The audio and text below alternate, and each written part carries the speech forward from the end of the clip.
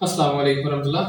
अमल नहीं ठहर रहा और मेरी शादी हुए को तकरीबन 3 साल का अरसा गुजर चुका है और जब उनसे उनकी रिपोर्ट्स वगैरह देखी जाती हैं तो सिवाय अल्ट्रासाउंड के और उनके पास कोई और रिपोर्ट नहीं होती है। मगर आज की इस वीडियो में मैं खवातीन के उन टेस्ट के हवाले से बात करूंगा जो उन्हें बांझपन के लिए करवाने चाहिए या वो टेस्ट जो आमतौर पर बांझपन के लिए करवाए जाते हैं, और मर्दों के हवाले से कि उनके स्पर्म एनालिसिस या जो दूसरे टेस्ट हैं वो कौन से हैं। इसके लिए इंशाल्लाह एक अलग से वीडियो मुकम्मल बनाऊंगा। आज की इस वीडियो में हम ये जानने की कोशिश करेंगे कि बांझपन के लिए कौन से टेस्ट अहम हैं, इनको कब कब करवाना चाहिए, इनकी नॉर्मल वैल्यू क्या होती है और इन टेस्टों की अहमियत क्या है। इस वीडियो को पूरा बगैर स्किप किए जरूर देखिएगा क्योंकि इसमें बहुत सी ऐसी अहम बातें हैं जिनका जानना आपके लिए बहुत जरूरी है। सबसे पहले हम इन टेस्ट को 4 मुख्तलिफ कैटेगरी में तकसीम कर सकते हैं। Number 1 blood test, number 2 ultrasound, number 3 hysterosalpingography और नंबर 4 लेप्रोस्कोपी। सबसे पहले हम बात करते हैं ब्लड टेस्ट की। नंबर 1 पे आता है एफएसएच यानी फॉलिकल स्टिमुलेटिंग हार्मोन, यानी कि इसके नाम से भी पता चलता है ये वो हार्मोन है जिसने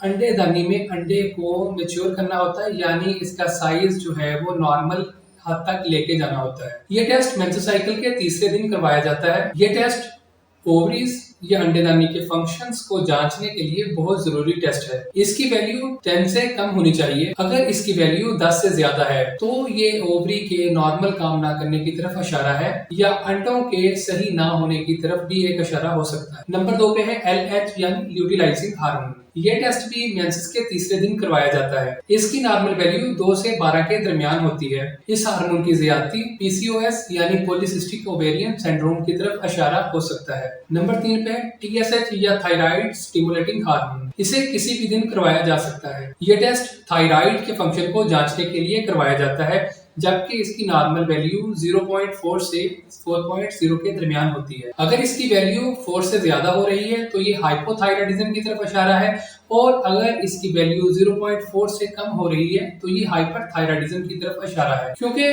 थायराइड के हार्मोन्स का नॉर्मल होना कंसीव करने के लिए बहुत जरूरी है। नंबर 4 पर टेस्ट है प्रोलैक्टिन टेस्ट। ये टेस्ट भी किसी भी दिन करवाया जा सकता है। इसकी नॉर्मल वैल्यू 2 से 29 के दरमियान होती है। यह हार्मोन ओव्यूलेशन यानी अंडेदानी से अंडे के बाहर निकलने पर बहुत ज्यादा असर अंदाज होता है। इसकी ज्यादती ओव्यूलेशन के अमल को रोकती है। नंबर 5 पर है एएमएच यानी एंटी मलेरियन हार्मोन। इसे भी साइकिल के किसी भी दौरान करवाया जा सकता है। इसकी नॉर्मल वैल्यू 1 से 4 के दरमियान होती है। अगर इसकी वैल्यू 1 से कम हो रही है तो इससे मुराद है कि अंडेदानी में अंडों की तादाद कम हो रही है, और अगर इसकी वैल्यू 4 से ज्यादा है तो ये पीसीओएस की तरफ इशारा हो सकता है। इसके बाद बारी आती है अल्ट्रासाउंड की। इसमें अंडेदानी और बच्चेदानी दोनों की साख्त, एंडोमेट्रियम की मोटाई, इसके अलावा ये अंडेदानी और बच्चेदानी के साइज, अंडेदानी और बच्चेदानी की रसोलियों और अंडेदानी में पाई जाने वाली मुख्तलिफ पानी या खून वगैरह की थैलियों को जांचने के लिए किया जाता है। आमतौर पर बांझपन के लिए अल्ट्रासाउंड को महीने में 2 दफा किया जाता है। एक दफा मेंस्ट्रुअल साइकिल के 2 से 5 दिन के दरमियान, जिसमें अंडेदानी में अंडों की तादाद को देखा जाता है, और दूसरा टेस्ट तकरीबन 12वें दिन पर करवाया जाता है ताकि अंडे के साइज को देखा जा सके।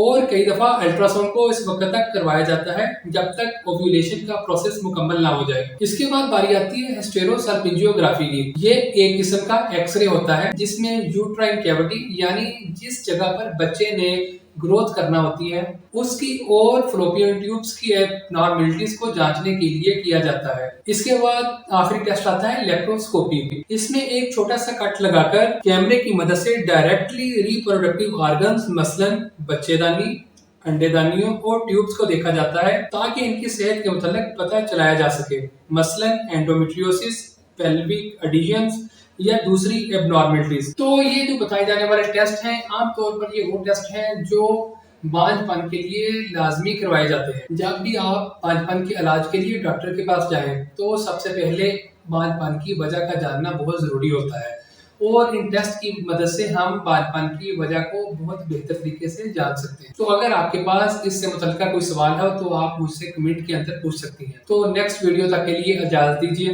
अल्लाह निगहबान। अस्सलाम वालेकुम वरहमतुल्लाह।